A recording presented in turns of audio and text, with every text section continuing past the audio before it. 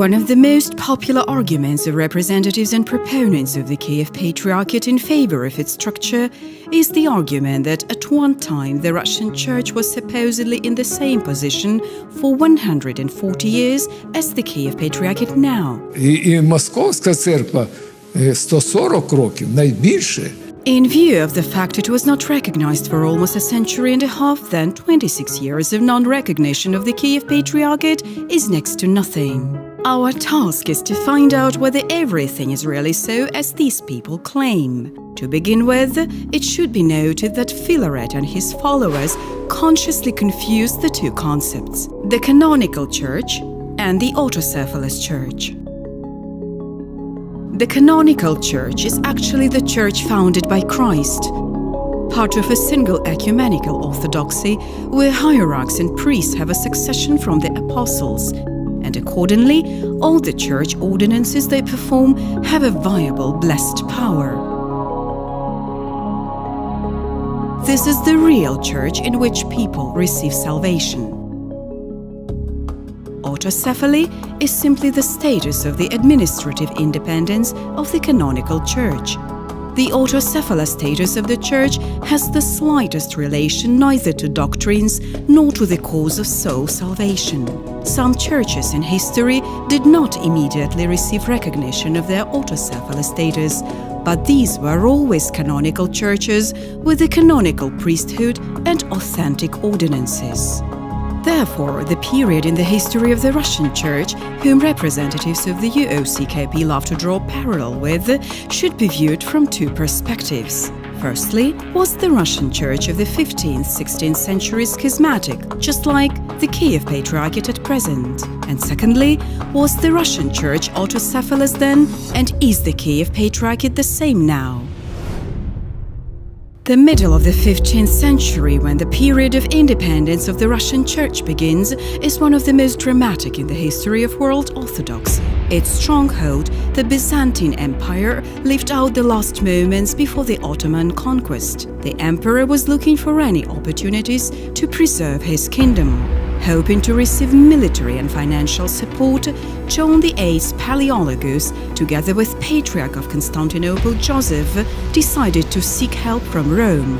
Pope Eugene promised such support, but in exchange for subordinating Constantinople to his church.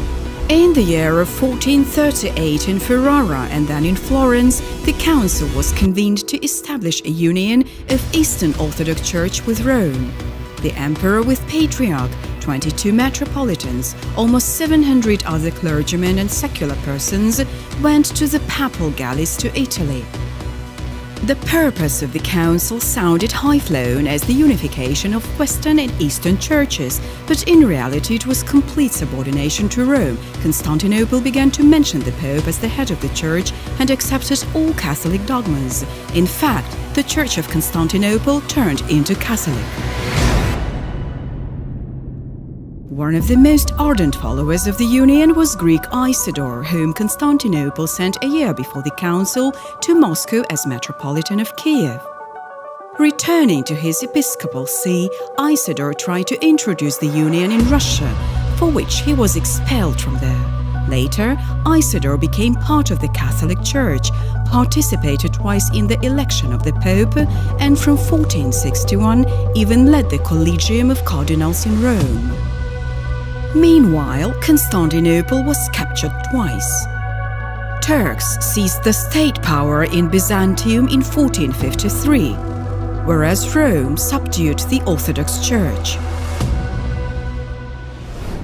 After Constantinople betrayed Orthodox faith and accepted Catholicism, the position of the decapitated Russian Church, with metropolitans of Kiev having transferred its archsee to Moscow 100 years before, became uncertain. Even before the appointment of Isidore to Moscow, the Moscow Prince Basil sent Bishop Jonah of Ryazan to Constantinople so that the Patriarch would bless him as the head of the Russian Church, the Russian hierarch, and not the Greek.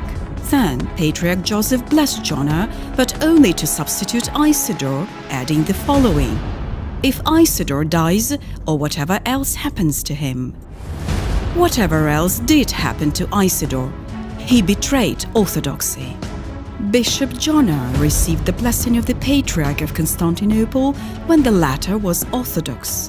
Therefore, his ordination as the Russian Metropolitan without any additional sanction of the Catholicized Constantinople looks quite justified.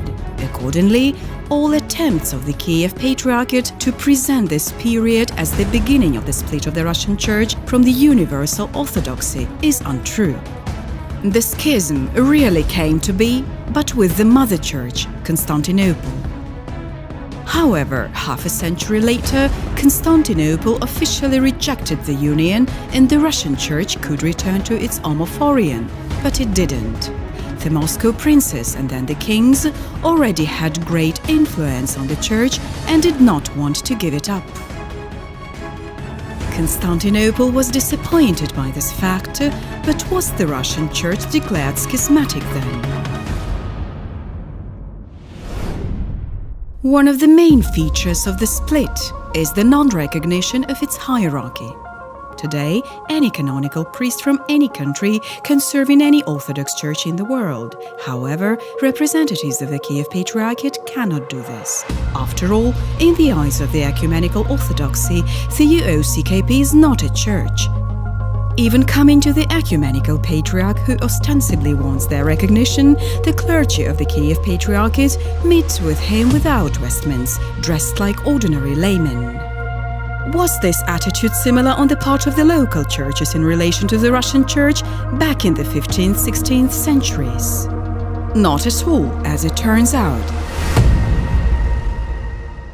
At that time, any journeys and inter-church contacts were very difficult, nevertheless they existed. In 1464, the Patriarch of Jerusalem, Joachim, travels to Moscow.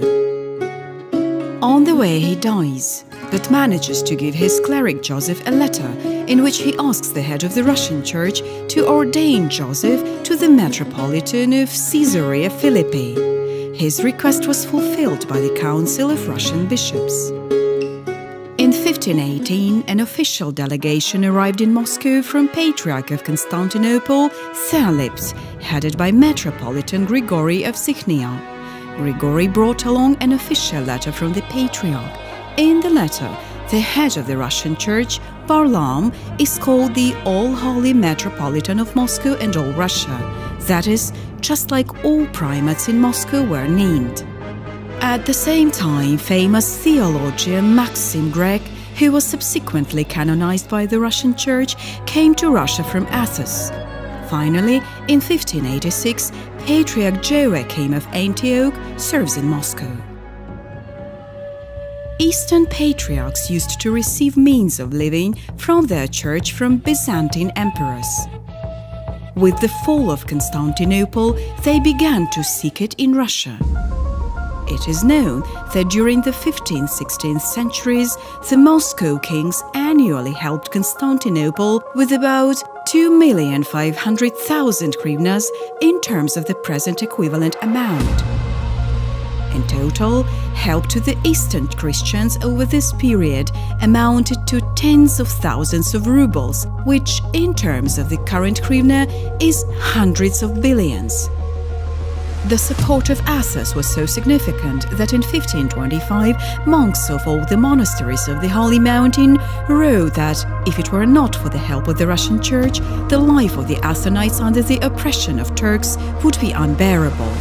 The hierarchs of Jerusalem, Alexandria, Athos, and Constantinople brought to Moscow the relics of the saints: the apostle Barnabas, the great martyrs George and Panteleimon, the martyr Stephen, Saint Lazarus, the apostle Ananias, Ignatius the God-bearer, Theodore Stratilates, and many others.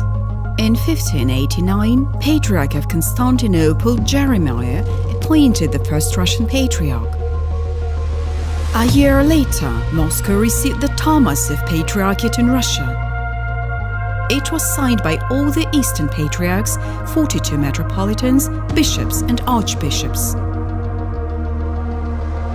That is, the Russian Church had a lively communion with other churches, and nobody doubted the legality of its priesthood. So, can it be called schismatic? Certainly not. does the Kyiv Patriarchate currently have the same relations with the local churches? Now that traveling from country to country is not a life-threatening venture, as it was back in the 16th century, but a short flight by airplane. For the entire lifespan of the Kyiv Patriarchate, there hasn't been a single contact. In the Orthodox world, no one has recognized the Kyiv Patriarchate. Therefore, the following statements made by Filaret cannot be called other than a lie. Всі православні церкви визнають Київський патріархат як церкву. Як церкву. The comparison of status of the Russian Church of the 15th-16th centuries and the present Kyiv Patriarchate is absolutely inappropriate. However, the question of autocephaly is pending. Is the autocephaly of the Russian Church legal in that period? There is still no common opinion. But does this matter for an ordinary Christian if the Russian Church throughout its history has enjoyed a legitimate hierarchy, so all its sacraments have always been gracious? I think it doesn't. At the moment, an information war against the canonical church is being waged in Ukraine, lie being its main weapon. If we believe dishonest politicians, we lose our money and our wealth. It's painful, but tolerable and reparable.